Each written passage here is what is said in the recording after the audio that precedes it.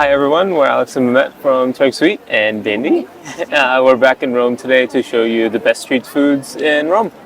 Yeah, from Roman pizza to world famous sandwiches, there's tons of street food here. So we're going to try some and let you know what we think about them. Let's go eat.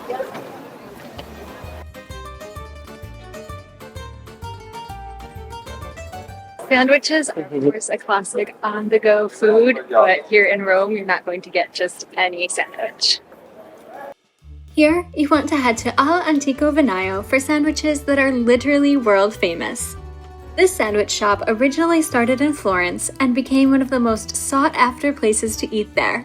Now, they've expanded across Italy, including here in Rome, and we're really excited to give it a try. Due to its popularity, no matter what time you visit here, there's likely to be a line. We ended up waiting about 25 minutes in total. However, waiting in line will give you much needed time to review the menu because it is full of unique creations. When our turn came, we ordered the tricolore and the tartufo quattro.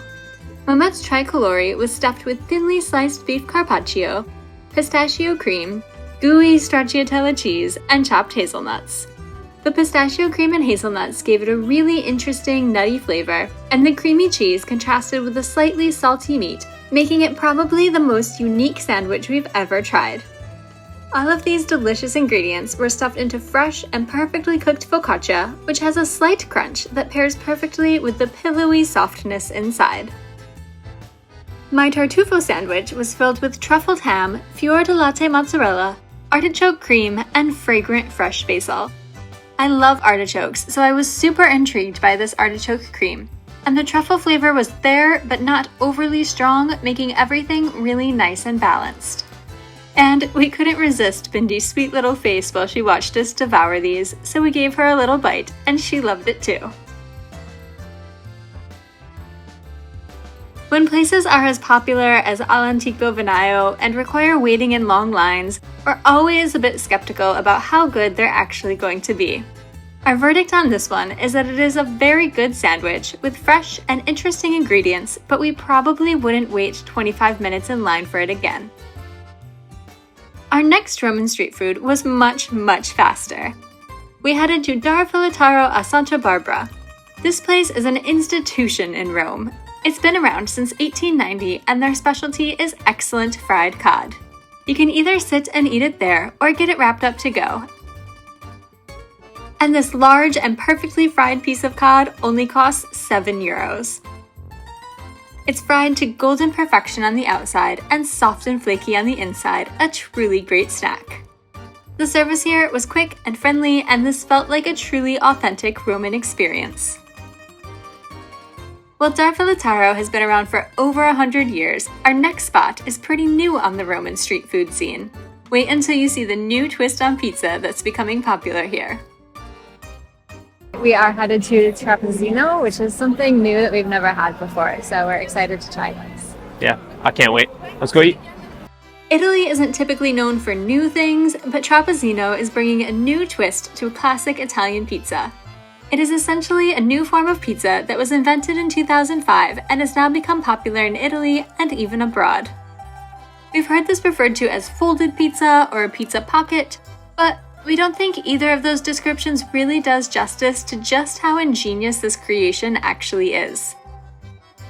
Essentially, you have really nicely cooked dough, stuffed with filling, but the dough is shaped in a way that holds in all of the ingredients, preventing it from getting soggy and keeping all the fillings from falling out.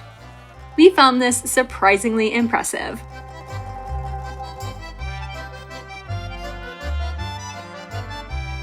They offer the Trapizzinos with many different types of filling, some traditional and some really inventive. We ordered a plate of 3 different kinds. One was stuffed with classic sauce and meatballs, one was essentially eggplant parm, and the third was codfish with chickpeas. Each one was so delicious. We really enjoyed these. And if you're enjoying this Roman food adventure with us, hit that subscribe button so you don't miss any of our upcoming bites. And speaking of pizza, We can't be in Rome without talking about pizza, so now we're going to try some pizza that we've been excited about for quite a long time. Let's go eat some pizza!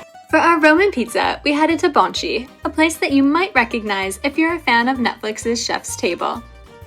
Gabriele Bonci, the chef behind this place, has been called the Michelangelo of pizza.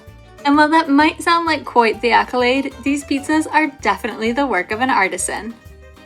Starting with the dough, which goes through a 72-hour fermentation process, making it soft and chewy with a slightly crunchy crust. They offer lots of toppings, some classic and some not so traditional, making it a real adventure to eat here. There was a particular pizza here that I knew I had to try as soon as I saw it, and that was the potato pie. This is a sauceless pizza topped with potatoes that are so thinly sliced they almost become like chips when baked. Sprinkled with just the right amount of salt and some rosemary, this pizza is the best example of letting simple ingredients shine to become amazingly delicious. We also got a more traditional version too, topped with tomato sauce, really creamy mozzarella cheese, and fresh basil. It's no wonder this pizza has become so famous. It is really delicious and definitely deserves a try when you visit Rome. There's another famous Roman street food that you can also get at Bonci, Suppli.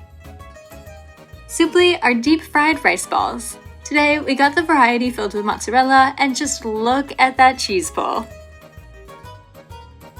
These were served piping hot with a crispy coating and deliciously gooey cheese inside.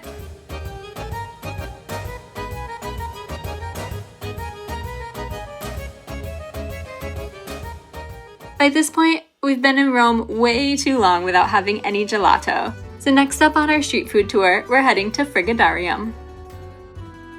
This place is regarded as one of, if not the best gelato shop in Rome. They use all fresh and natural ingredients, meaning you won't find any of those artificially colored and fake tasting flavors that you find at touristy gelato shops. This one is the real deal. We shared a cup of gelato that was piled high with the creamiest and nuttiest pistachio, and a light and slightly sweet amarena flavor. I absolutely love all types of ice cream, and especially pistachio gelato, and always keep track of my favorites. Up until this, the best pistachio gelato I ever had was in Antibes, France, but I think Frigadarium might have stolen the crown. This one was really, really good.